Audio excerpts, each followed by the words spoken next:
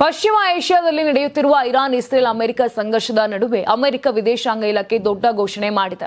ಇರಾನ್ನ ಹೊಸ ಸರ್ವೋಚ್ಚ ನಾಯಕ ಮೊಜ್ತಬಾ ಖಮೇನಿ ಮತ್ತು ಇತರ ಉನ್ನತ ಅಧಿಕಾರಿಗಳ ಬಗ್ಗೆ ಮಾಹಿತಿ ನೀಡುವವರಿಗೆ $10 ಮಿಲಿಯನ್ ಅಂದ್ರೆ ಸುಮಾರು 83 ಕೋಟಿ ರೂಪಾಯಿ ಬಹುಮಾನ ನೀಡುವುದಾಗಿ ಘೋಷಿಸಿದೆ.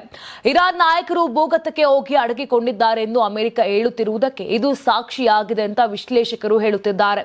ಇನ್ನು ಅಮೆರಿಕದ ವಿದೇಶಾಂಗ ಇಲಾಖೆಯ ಪ್ರಕಾರ ಈ ಬಹುಮಾನ ರಿವಾರ್ಡ್ಸ್ ಫಾರ್ ಜಸ್ಟಿಸ್ ಕಾರ್ಯಕ್ರಮದಡಿ ನೀಡಲಾಗುತ್ತದೆ. ಇದು ಭಯೋತ್ಪಾದನೆಗೆ ಸಂಬಂಧಿಸಿದ ಮಾಹಿತಿಗಾಗಿ ಹಣ ನೀಡುವ ಕಾರ್ಯಕ್ರಮವಾಗಿದೆ.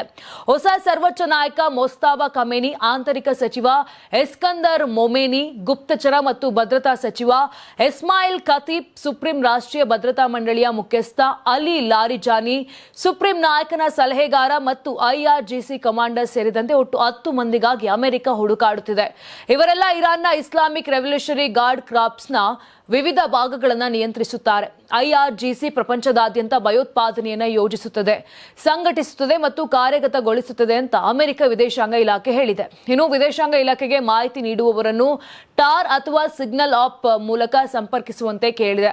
ನಿಮ್ಮ ಮಾಹಿತಿ ನಿಮ್ಮನ್ನು ಬಹುಮಾನಕ್ಕೆ ಅರ್ಹರನ್ನಾಗಿ ಮಾಡಬಹುದು ಅಂತ ಹೇಳಿದೆ. ನೀವು ಸಣ್ಣ ಆಗ್ಬೇಕಲ್ವಾ? ಅದು ಒಂದು ಉತ್ತಮ ಆಹಾರದಿಂದ ಸಣ್ಣ ಆಗ್ಬೇಕಲ್ವಾ? ಪ್ರತಿದಿನ ನಮ್ಮ ಜೀನಿ ಸ್ಲಿಮ್ ನ ಯೂಸ್ ಮಾಡಿ ಯಾವುದೇ ಸೈಡ್ ಎಫೆಕ್ಟ್ ಇಲ್ದಂಗೆ ನೀವು ಸಣ್ಣ ಆಗ್ತೀರಾ.